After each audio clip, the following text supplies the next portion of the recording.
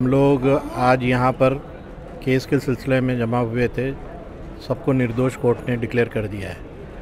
हम लोग दिसंबर 2001 में राजशाही हॉल के अंदर जमा हुए थे एक सेमिनार में।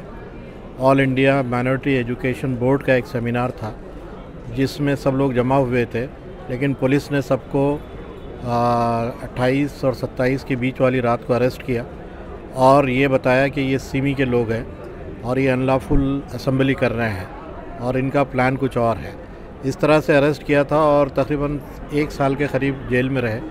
लेकिन ये प्रोसेस 20 साल तक चलने के बाद आज जो एंड को पहुंचा है, तो हम इस पर अल्लाह का शुक्र अदा करते हैं। दूसरी बात यह है कि इसके बाद हम एक दूसरा क्वेश्चन पुट अप करना चाहते हैं सिस्टम पे। जो सिस्टम जिन्होंने कंप्लेन की थी वही हमारे इन्वेस्टिगेशन ऑफिसर थे। लीगली कैसे सही है हमें नहीं मालूम, लेकिन सिस्टम ने जो है उनको ये पावर दिया है। दूसरा, सिस्टम ने 20 साल हमारे ख़राब किए हैं। ये सिस्टम ने 20 साल हमारे कैसे ख़राब किए? हमारी बीवी बच्चे, हमारे कारोबार, हमारे जॉब्स, इतनी प्रॉब्लम्स जो फेस करनी पड़ी, कितने लोगों को जॉबलेस होना पड़ा, कितनों के कारोबार ख़राब हुए, 1-1 साल तक जेल में रहना पड़ा, हर महीने यहाँ आकर हज़ारों रुपया खर्च करना पड़ा, वकीलों की फ़ीस, ये सारे मामलात। तो एक आदमी जो हैंड टू माउथ हो, ये कैसे अफोर्ड कर सकता है? तो ये जो प्रॉब्लम्स है इसको कंपनसेट कौन करेगा? हम ये क्वेश्चन पुटअप करना चाहते हैं कि अगर सिस्टम बेगुनाहों को इस तरह 20-20 साल रगड़ कर अगर जस्टिस देता भी है तो उसके जो लॉसेस है उसको कैसे कंपनसेट किया जा सकता है? हमारा कहना यह है कि आइंदा ऐसे वो लोग जो कि बेकसूर हों उनको सताया ना जाए और उनके लिए कोई ऐसे मसाइल पैदा ना किए जाएं कि वो जो है हैंड टू माउथ होने के बावजूद 20-20 साल तक ऐसे केसेस में रगड़ा लेते रहें। हमारा मानना ये है। सेशंस और हाई कोर्ट में प्रैक्टिस करता हूँ।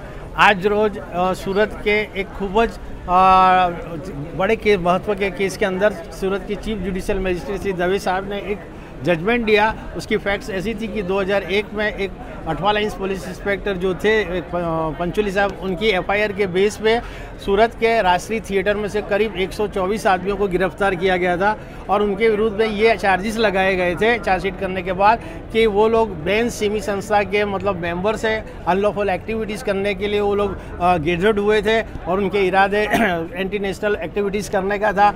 वो सब एलिगेशन होते हुए किए करने के बाद चार्जशीट की थी। करीब तभी सभी आरोपी 127 आरोपी लगभग 1 साल जेल में रहे थे। उसके बाद नामदार हाईकोर्ट से वो लोगों को रिहा किया गया था और वो केस आज चलने के बाद चीफ जुडिशियल मजिस्ट्रेट साहब जो ट्रायल कोर्ट के दवे साहब, उन्होंने ये हेल्ड किया कि कोई भी आरोपी 124-27 में कोई भी कलम 10 के मुताबिक सिमी का मेंबर नहीं था, सिमी का मेंबर था ऐसा कोई प्रूव नहीं हुआ, उन्होंने कोई अनलॉफुल एक्टिविटीज़ की है ऐसा भी कोई प्रूफ नहीं है, उनके पीछे विरुद्ध कोई भी एविडेंस आया नहीं है। और दूसरा के सेक्शन 17 के नीचे, यूएपीए की सेक्शन 17 के नीचे जो सेंट्रल गवर्नमेंट के सैंक्शन देनी चाहिए प्रोसिक्यूशन की, वो वैलिड सैंक्शन नहीं थी और सब तमाम वो पुरावे और वो दस्तावेज देखने के बाद आज ट्रायल जज ने सभी 127 आरोपियों को रिहा कर दिया है, उनको निर्दोष जाहिर कर दिया।